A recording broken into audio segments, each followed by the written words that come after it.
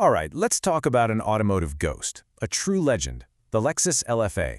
Now, this is a V10 screaming supercar from the very same company that builds the super reliable Camry.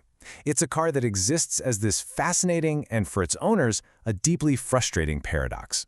So is it the ultimate collectible, or is it an impossible garage queen? Well, that's the question we're going to try and answer.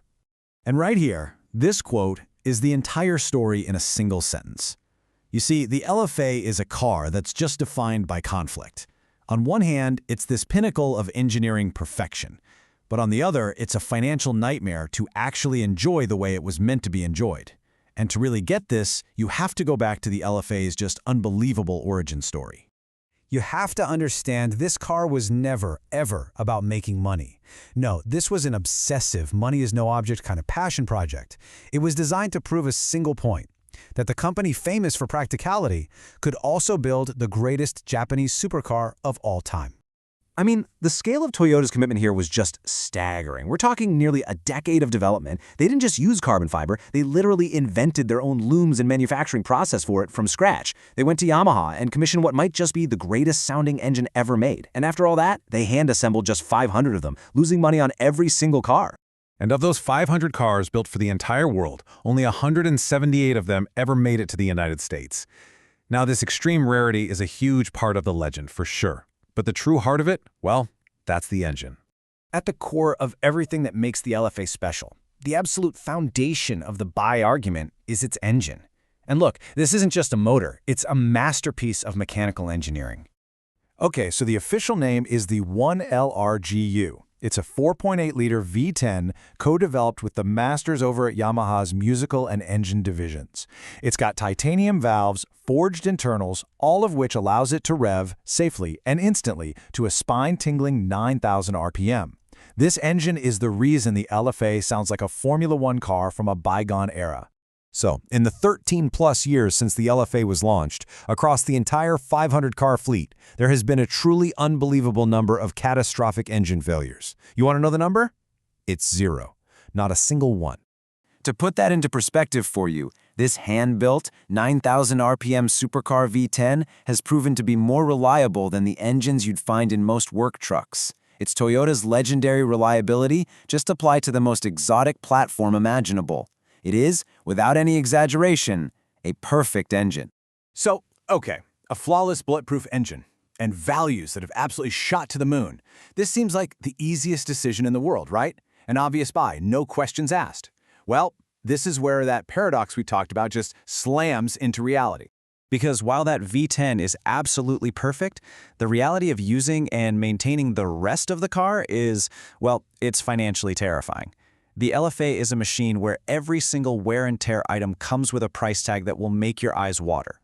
Let's just run through some of the numbers. That 6-speed single-clutch gearbox, it has a clutch pack that's a known wear item. Replacing it will cost you somewhere between $15,000 and $25,000. A full service for the massive Brembo carbon ceramic brakes? Yeah, that'll be $20,000 to $35,000. Oh, and the tires are a genuine nightmare. They are a custom Bridgestone size made only for the LFA, and they're produced in special, infrequent runs. A single set can cost $5,000 if you can even find them. But believe it or not, the costs get much, much worse. Remember that special carbon fiber Toyota developed? Well, because of its unique formulation, if a body panel gets damaged, you can't repair it like on other carbon cars. Nope, it requires a complete panel replacement ordered and shipped from Japan. So what does that mean in the real world? It means even a minor fender bender, something that would be a simple fix on any other car, can easily turn into a 6-figure repair bill. We're talking over $100,000 for a small accident. And on top of those huge, catastrophic costs, you've got the daily frustrations. The infotainment is ancient. The battery will drain itself if you don't keep the car plugged into a tender at all times. And that single-clutch gearbox, while it's thrilling on a track, is just notoriously jerky and unpleasant in city traffic. But all of that, the clutch, the brakes, the tires, the carbon fiber, it all pales in comparison to the single biggest argument against actually using the LFA as a car. And that is the simple, brutal fact that driving it actively destroys its primary value. When it was new, the LFA had a sticker price of about $375,000. Today, low-mileage examples regularly sell for over $1.5 million. It's become a blue-chip financial asset, appreciating up to 4 times its original price. And the financial penalty for driving the car is just stark. An LFA with only 2,000 miles can be worth $1.5 million. But take one with 25,000 miles, which is still incredibly low for any normal car, and you see its value get slashed to around $700,000. Every single mile you drive is costing you thousands of dollars in lost value. So this brings us to the final verdict. We have 2 completely conflicting realities. The LFA as a perfect, reliable machine, and the LFA as an impossibly expensive car to own and enjoy. So which is it? Is it a buy or a buy? Well, the verdict here really isn't simple, because it all depends on your intention. If you're an investor and you're treating the LFA like an appreciating asset with basically zero engine risk, it is an absolute buy.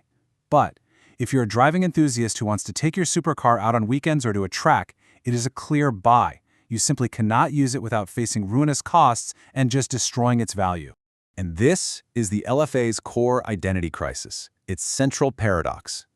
It is, at the same time, a flawless automotive asset, a perfect example of the modern car as a financial instrument, and an almost completely unusable automobile for the very purpose it was so brilliantly designed for.